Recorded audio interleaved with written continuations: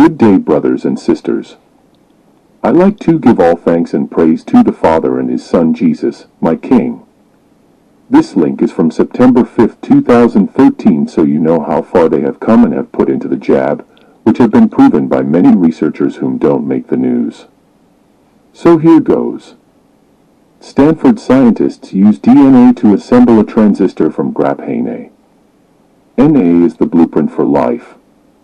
Could it also become the template for making a new generation of computer chips based not on silicon, but on an experimental material known as graphene?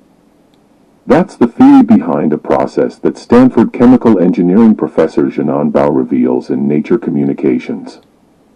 Bao and her co-authors, former postdoctoral fellows Anatoly Sokolov and Feng-Ling Yap, hope to solve a problem clouding the future of electronics. Consumers expect silicon chips to continue getting smaller, faster, and cheaper, but engineers fear that this virtuous cycle could grind to a halt. Why has to do with how silicon chips work. Everything starts with the notion of the semiconductor, a type of material that can be induced to either conduct or stop the flow of electricity. Silicon has long been the most popular semiconductor material used to make chips.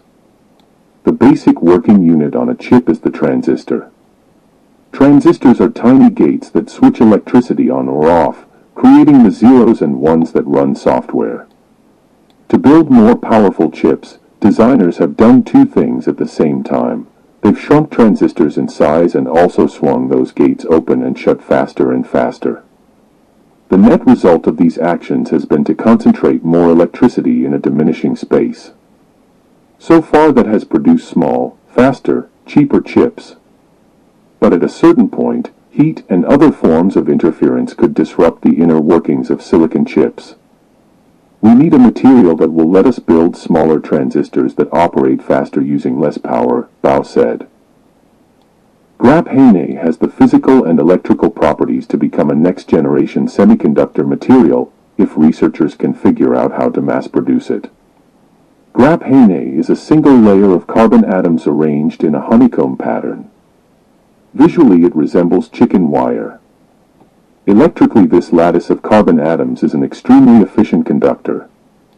Bao and other researchers believe that ribbons of graphene, laid side by side, could create semiconductor circuits. Given the material's tiny dimensions and favorable electrical properties, graphene nanoribbons could create very fast chips that run on very low power, she said. However, as one might imagine, making something that is only 1 atom thick and 20 to 50 atoms wide is a significant challenge, said co-author Sokolov. To handle this challenge, the Stanford team came up with the idea of using DNA as an assembly mechanism. Physically, DNA strands are long and thin, and exist in roughly the same dimensions as the graphene ribbons that researchers wanted to assemble. Chemically, DNA molecules contain carbon atoms, the material that forms graphene. The real trick is how Bao and her team put DNA's physical and chemical properties to work. The researchers started with a tiny platter of silicon to provide a support, substrate, for their experimental transistor. They dipped the silicon platter into a solution of DNA derived from bacteria and used a known technique to comb the DNA strands into relatively straight lines. Next, the DNA on the platter was exposed to a copper salt solution. The chemical properties of the solution allowed the copper ions to be absorbed into the DNA. Next, the platter was heated and baked in methane gas, which contains carbon atoms. Once again, chemical forces came into play to aid in the assembly process. The heat sparked a chemical reaction that freed some of the carbon atoms in the DNA and methane. These free carbon atoms quickly joined together to form stable honeycombs of graphene. The loose carbon atoms stayed close to where they broke free from the DNA strands, and so they formed ribbons that followed the structure of the DNA, Yap said. So part one of the invention involved using DNA to assemble ribbons of carbon. But the researchers also wanted to show that these carbon ribbons could perform electronic tasks. So they made transistors on the ribbons. We demonstrated for the first time that you can use DNA to grow narrow ribbons and then make working transistors, Sokolov said. The paper drew praise from UC Berkeley Associate Professor Ali Javi, an expert in the use of advanced materials and next-generation electronics. This technique is very unique and takes advantage of the use of DNA as an effective template for controlled growth of electronic materials, Javi said. In this regard, the project addresses an important research need for the field.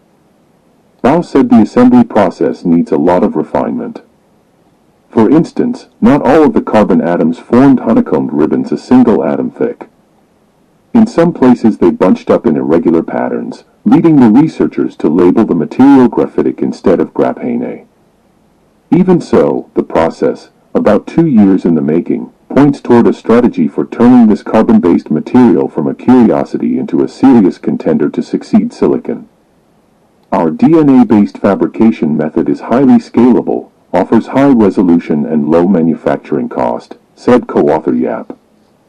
All these advantages make the method very attractive for industrial adoption. The experiment was supported in part by the National Science Foundation and the Stanford Global Climate and Energy Project. The storm is coming, brothers and sisters, we can see it approach. It's the worst storm you encounter, and without the foundation of Jesus, whom can survive it?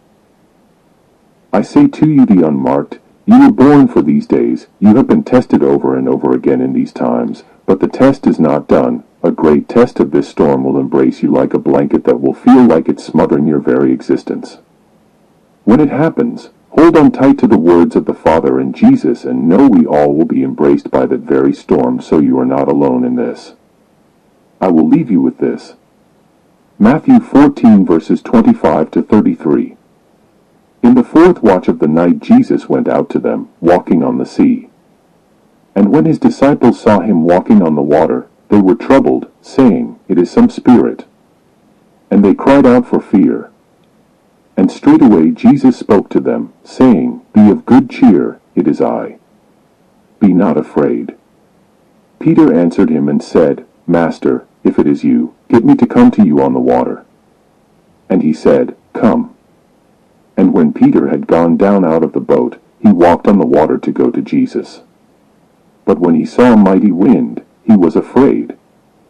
And as he began to sink, he cried out, saying, Master, save me.